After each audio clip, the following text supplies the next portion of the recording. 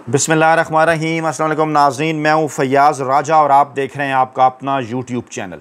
दोस्तों, वफाकी हुकूमत इस्लामाबाद और रावलपिंडी से मज़दूर सहाफ़ी के ज़राए से ख़बरें, मालूमात और उन पर फिर हमारा तज्ज़िया और तबसरा। आज की इस वक्त की सबसे बड़ी और लेटेस्ट डेवलपमेंट, नवाज़ शरीफ, मरियम नवाज़ और शरीफ ख़ानदान की जानिब से आर्मी चीफ जस्टिस की खुफिया रिकॉर्डिंग करने और आला तरीन ओहदों पर फाइज आला तरीन शख्सियात को ब्लैकमेल करने की साजिश का इंकशाफ हुआ है। और हमारे ज़राए 7 सितंबर की रात और 8 सितंबर की सुबह जो खौफनाक इत्तलात हम तक पहुँचा रहे हैं, उनके मुताबिक जस्टिस मुनीब और जस्टिस मंसूर के चीफ जस्टिस यहिया आफरीदी साहब को लिखे गए ख़त के बाद आज से शुरू होने वाला अदालती साल, जिसमें बड़ी अनहोनियाँ होने का इम्कान है, इसमें मुमकिना तौर पर full court meeting, judicial conference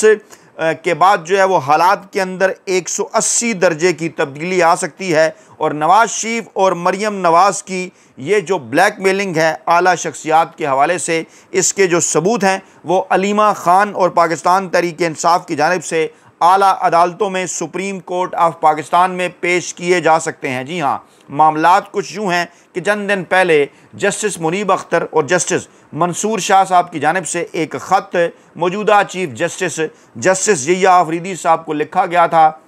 जिस ख़त की लैंग्वेज, जिस ख़त की ज़ुबान ये ज़ाहिर करती थी कि पता नहीं चीफ जस्टिस यहिया आफरीदी साहब को किस किस्म की मजबूरियाँ दरपेश हैं, जिनकी वजह से वो आइन और कानून के ख़िलाफ़ फ़ैसले कर रहे हैं। और वाज़े अंदाज में दोनों सीनियर जजेस ने लिखा था कि आपने जनाब आइन की खिलाफ वर्जी की, फुल कोर्ट इजलास ना बुलाकर 26वीं आइनी तरमीम पास होने के मौका पर, और अब मुमकिना तौर पर एक्सपेक्ट किया गया कि नए अदालती साल में जब सुप्रीम कोर्ट ऑफ पाकिस्तान में अदालती छुट्टियाँ जो है वो ख़त्म हो रही हैं आज से, और 8 सितंबर से ये जो नया अदालती हफ़्ता शुरू हो रहा है, 7 और 8 सितंबर की दरमियानी शब, 7 सितंबर की रात और 8 सितंबर की सुबह सवेरे, इस हवाले से मौसूल होने वाली इत्तलात बड़ी मानी खेज़ हैं। दो बड़ी और अहम तरीन डेवलपमेंट आज होने जा रही हैं जनाब। सुप्रीम कोर्ट ऑफ पाकिस्तान में अदालती छुट्टियाँ ख़त्म हैं, नए अदालती साल का आगाज़ होने जा रहा है, और इससे पहले दो सीनियर जजेस की जानिब से ख़त भी लिखा जा चुका। चीफ जस्टिस यहिया आफरीदी को इत्तलात ये भी हैं कि सुप्रीम कोर्ट ऑफ पाकिस्तान के 10 के करीब जजेस जो हैं वो 26वीं आइनी तरमीम के मामले का जायज़ा लेना चाहते हैं, फुल कोर्ट के सामने रख के। इसके साथ साथ आर्मी चीफ साहब की मुद्दत मुलाजमत 3 बरस से बढ़ाकर 5 साल करने के हवाले से जो पार्लिमानी एक्ट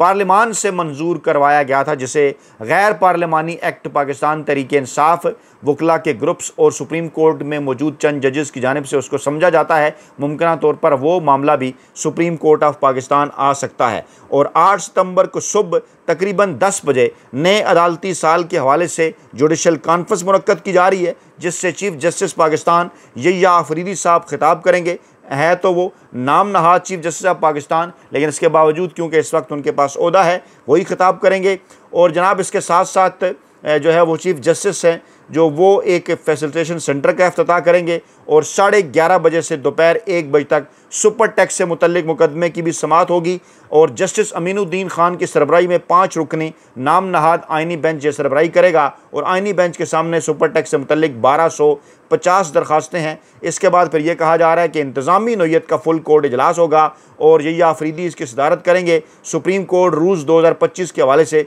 सुप्रीम कोर्ट बार की तजावीज़ के ऊपर गौर किया जाएगा। ज़रा डिटेल के अंदर अगर जाएँ तो सुप्रीम कोर्ट रूल्स 2025 के जायज़े के लिए सुप्रीम कोर्ट की इंतज़ामी साइड पर ये फुल कोर्ट इजलास तलब किया जा रहा है, लेकिन जस्टिस मुनीब और जस्टिस मंसूर अली शाह साहब की जानिब से खतूत के अंदर इस बात का मुतालबा किया जा चुका है कि उम्मीद करते हैं कि फुल कोर्ट इजलास के मौके पर 26वीं आइनी तरमीम का मामला भी काबिल एहतराम जजेस के सामने रखा जाएगा, और चीफ जस्टिस बताएंगे कि फ़र्दन सब के पास जाकर इस मामले पर फुल कोर्ट बुलाने या ना बुलाने की राय उन्होंने क्यों तलब की, बजाय इसके कि आइन और कानून की प्रैक्टिस के मुताबिक फुल कोर्ट इजलास बुलाया जाता और इस मामले का फ़ैसला किया जाता। और किसी जज ने इतलात जी हैं कि ताहाल रूल्स में तरमीम के लिए तजवीज़ जमा नहीं कराई। बड़ा सरप्राइजिंग होगा जनाब, इस इजलास के मुतल्लिक कहा जा रहा है कि ये दोपहर तकरीबन जो है वो दिन 1, 1:30, 2 बजे के आसपास होगा। और यकनुकाती एजेंडा फ़िलहाल इसका यही है कि जनाब सुप्रीम कोर्ट रूल्स 2025 में तरमीम का जायज़ा लिया जाएगा। इससे पहले इस्लामाबाद हाई कोर्ट के अंदर इसी किस्म का इजलास हुआ, वहाँ पर 5 जजेस खुलकर सामने आए। 5 के मुकाबले में 6 जजेस से मतनाज़ा तरमीम वहाँ से मंजूर करा ली गई, क्योंकि उससे पहले हैयत बदल दी गई थी।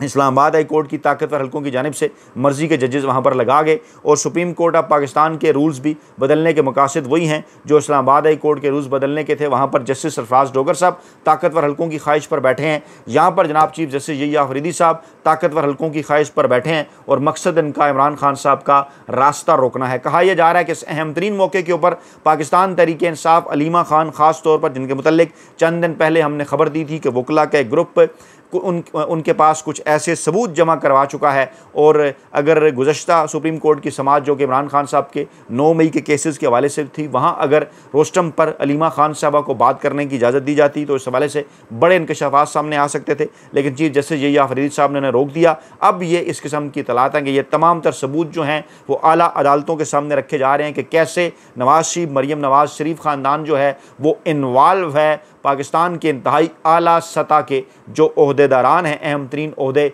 जो हैं, जिनमें चीफ जस्टिस भी शामिल हैं, जिनमें आर्मी चीफ शामिल हैं, उनकी खुफिया रिकॉर्डिंग करने के हवाले से। और ये भी कहा जा रहा है कि इस हवाले से टेक्नोलॉजी जो है वो इसराइल से हासिल की गई थी, और ये जो इंतहाई भयानक और बहुत बड़ी साजिश का इंकशाफ हुआ है, इस हवाले से तमाम तर सबूत अब सुप्रीम कोर्ट ऑफ पाकिस्तान के सामने रखने का इंदिया ज़ाहिर किया गया है। पाकिस्तान तहरीक इंसाफ की जानिब से इमरान खान साहब से इसकी मंजूरी ली जा चुकी, और आइंदा ये जो आज से अदालती साल शुरू हो रहा है, ये बड़ा इस हवाले से इंटरेस्टिंग साबित हो सकता है अगर पाकिस्तान तहरीक इंसाफ डट कर ये तमाम तर सबूत अदालतों के सामने रखे। इतलात इस वक्त ये हैं कि फुल कोर्ट इजलास के अंदर सुप्रीम कोर्ट बार की तजावीज़ पर गौर होगा, और नए अदालती साल के हवाले से भी तकरीब होगी, एक सहूलत मरकज़ का भी इफ्तिताह होगा। लेकिन अहम तरीन मामला यह है कि क्या इस मौके पर supreme court of Pakistan Tehreek Insaf अगर इस किस्म की दरख्वास्त देती है इस किस्म की, तो क्या उसे फैसिलिटेट करेगी? उस दरख्वास्त के साथ सबूत किस किस्म के हैं, क्या इंकशाफात हैं, वो जनाब आपके सामने रखते हैं। पहले हम आपके सामने रखेंगे जनाब ये जो सबूत हैं, रोज़नामा जंग 19 नवंबर 1999 को शाया होने वाली रिपोर्ट के मुताबिक। जी हाँ, किताब हमें ये बात बताती है, इस किताब में ये तफसीलात छपी हुई हैं। रंगीला वज़ीर-ए-आज़म अमजद हुसैन साहब ने ये किताब लिखी है, और ये मैं एक बार फिर बार ये तमाम तर तफसीलात आपके सामने इसलिए रखता हूँ क्योंकि हमारी कोशिश थी कि ये जो तमाम तर चीज़ें हैं ये पाकिस्तानी अवाम के सामने जो है वो अदालती समाअत की सूरत आएँ। अब कुछ इस बात के इम्कानात पैदा हुए हैं कि पाकिस्तान तहरीक इंसाफ इन चीज़ों पर गौर कर रही है, काम कर रही है, और मुमकिन तौर पर इस मामले को अदालतों के अंदर ले जाया जा सकता है ताकि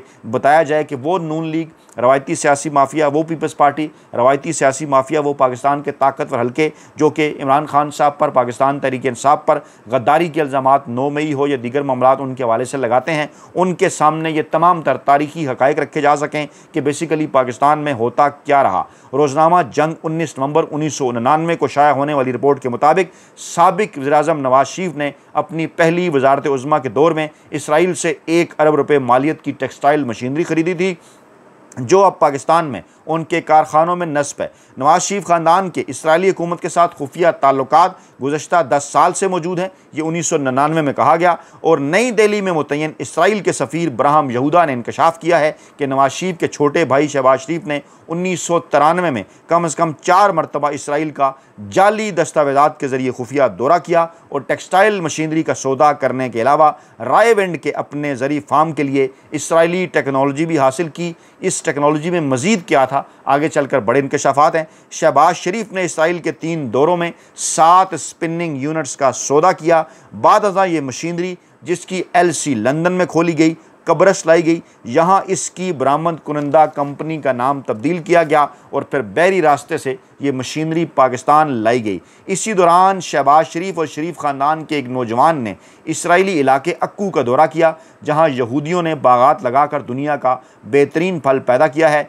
इस दौरे में उन्होंने रायविंड के ज़री फार्म के लिए इसराइल की ज़री टेक्नोलॉजी हासिल की। मामला सिर्फ ज़री टेक्नोलॉजी तक महदूद नहीं है, बल्कि आगे आने जा रहा है वो इंकशाफ जिसके मुतल्लिक सबूत पाकिस्तान तहरीक इंसाफ पाकिस्तान की आला अदालतों तक ले जाने का इरादा रखती है। और ये किताब बताती है, जंग की रिपोर्ट बताती है कि मालूम हुआ है कि माज़ूल वज़ीर-ए-आज़म नवाज़ शरीफ ने जासूसी का निजी निज़ाम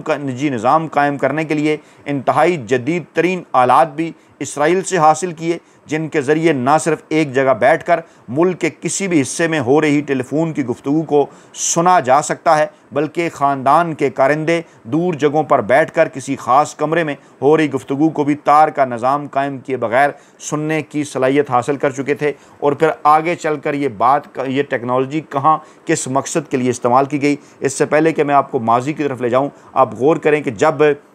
लंदन फ्लैट्स का मामला अदालतों के सामने था, जब नवाज़ शरीफ साहब की नाअहली का मामला अदालतों के सामने था, नवाज़ शरीफ साहब के केसेस अदालतों के अंदर चल रहे थे, जब नवाज़ शरीफ साहब को निचली अदालतों से सज़ा भी हुई, आपको याद होगा कि किस तरह से एक जज साहब का बाकायदा सऊदी अरब तक जो है वो पीछा किया गया और वहाँ पर खाना काबा में बैठकर मुबैना तौर पर उन्हें इस किस्म की ऑफ़र्स की गई। सऊदी अरब के अंदर जनाब इस मामले से पीछे हटने की धमकियाँ भी दी गई, ब्लैकमेलिंग भी की गई, रिश्वत की ऑफ़र भी की गई। और बाद में एक प्रेस कॉन्फ्रेंस के अंदर मरियम नवाज़ साहबा ने बाकायदा तौर पर उस वक्त ये धमकियाँ दी थी, ना सिर्फ पाकिस्तान की इस्टेब्लिशमेंट को बल्कि पाकिस्तान की जुडिशरी को भी, कि ये जो कुछ हमारे ख़िलाफ़ इन्वेस्टिगेशंस हो रही हैं, जो कुछ तहकीकात हो रही हैं, जिस किस्म के मुमकिन फ़ैसले आ सकते हैं, अगर इस किस्म के फ़ैसले हमारे ख़िलाफ़ आए तो फिर जनाब याद रखें कि हमारे पास कुछ खुफिया ऑडियो टेप्स जो हैं वो मौजूद हैं, जो कि किसी भी वक्त रिलीज़ की जा सकती हैं। उस वक्त भी कहा गया था कि ये बाकायदा तौर पर ब्लैकमेलिंग है, ये बाकायदा तौर पर धमकी है,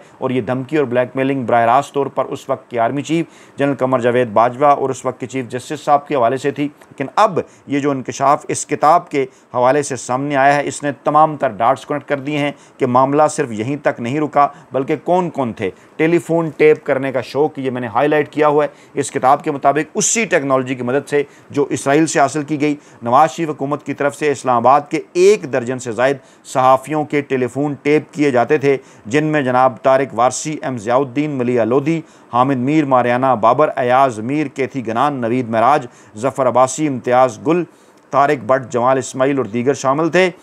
और इनकी गुफ्तगू की तफसीलात वज़ीर इत्तलात मुशाहिद हुसैन और सेनेटर सैफुर रहमान और बाज़ औक़ात वज़ीर-ए-आज़म नवाज़ शरीफ को बराह रास्त मुहैया की जाती थी, जबकि इनके अलावा मुल्क भर में 40 से ज़ायद सहाफ़ी, यानी इस्लामाबाद के दर्जनों, मुल्क भर में 40 से ज़ायद सहाफ़ी। इन सहाफ़ियों में एडिटर इन चीफ नवाब वक्त मजीद निज़ामी, एडिटर दी नेशन आरिफ निज़ामी, इरशाद अहमद आरिफ, अब्बास अतर, अरशाद हकानी, असदुल्ला गालिब, नजम सेठी, रहमत अली राजी, ज़िया शाहिद, और उसके बाद आमिर मीर, उसके बाद जनाब अंजुम रशीद, कराची से महमूद शाम, अदरीस बुख्तियार, सरवत जमाल असमई और कामरान खान और दीगर शामिल हैं। और ये भी लिखती है ये किताब कि मीर शकील रहमान काफ़ी अरसे से बैरून मुल्क हैं, ताहम उनके बैरून मुल्क से आने वाले टेलीफोन सुनने के लिए उनके घर वाक़या कराची और लाहौर के दफ्तर के टेलीफोन भी टेप किए जा रहे थे, और ये सब कुछ मियाँ नवाज़ शरीफ साहब कर रहे थे। ये भी मालूम हुआ है कि इसी हुकूमत के एक वज़ीर आला और आला हुकाम ने PTCL को भी ज़ाती मफाद के लिए इस्तेमाल किया और कौमी दिफाई राज भारत और अमेरिका तक पहुँचाए जाते रहे।